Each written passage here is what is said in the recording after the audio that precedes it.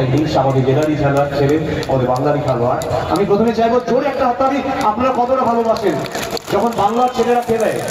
কারণ ভিন রাজ্যে এত খেলোয়াড়দের ভিড় হয়েছে, তাদের সাথে সমানভাবে পাল্লা দেওয়ার জন্য এখন কিছু খেলোয়াড়রা যারা উঠেছেন তাদের মধ্যে অনেক দিনের খেলোয়াড় 2 দশক ধরে যিনি খেলছেন সৌগত মালা, আপনার ভালোবাসা দিলেন। তো আমি প্রথমে পুরস্কার তুলে দেওয়ার জন্য আমরা প্রজনের সভাপতি আমাদের সমাজীয় অসীম কেটকে আমি এগিয়ে আসতে বলবো। তিনি অসীম কেটক, তিনি পুরস্কার তুলে দিচ্ছেন।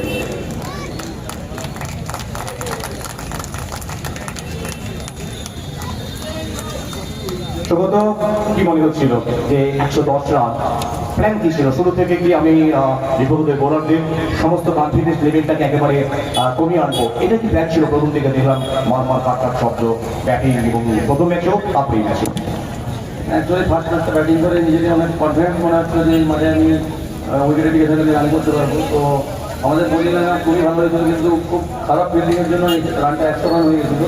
এগেন্স্টরা যথেষ্ট ব্যালেন্স টিম, ওরা এবছর খুব ভালো রেজাল্ট করছে, খুব বেটার ক্রিকেট খেলছে।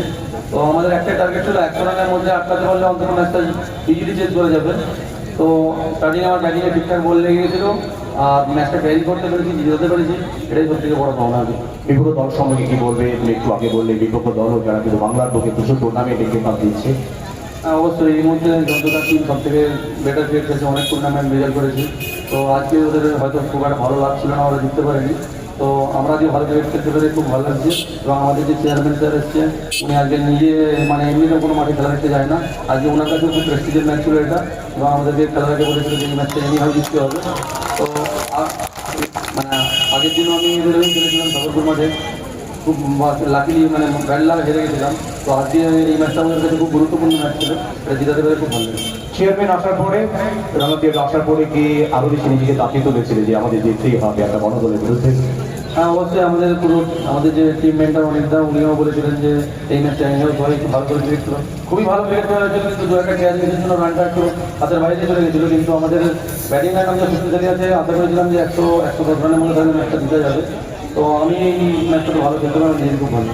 প্রচুর ম্যাচ খেলা হয় শুধু বাংলা নয়, বাংলার বাইরেও। এই টুর্নামেন্ট কেমন লাগছে অ্যাটমসফিয়ার থেকে, পিচ থেকে, আউটফিল্ড থেকে, মঞ্চসজ্জা থেকে সব মিলে কেমন ছিল? আমি মনে হচ্ছে লাস্ট খেলতে এসেছিলাম, আমার বার্থডে সেলিব্রেশন হয়েছিল চ্যাম্পিয়ন হওয়ার পর, এবারে 9 জানুয়ারি ফাইনাল হয়েছিল। তো তারপর থেকে এই মাঠে আর আসেনি, হয়তো মাঝে টুর্নামেন্ট হয়েছে, হ্যাঁ। তার ফরম্যাটে ছিল আমার জানা ছিল না। তো অনেকদিন পরে চন্দ্রকোনার বুকে খেলতে তারপরে আমার খুব নিজেও ভালো লাগে। এত মানুষের ভালোবাসা দেখো, এত প্রত্যেক বছর হোক, এটা আমি আশা করবো অল ওভার টপ।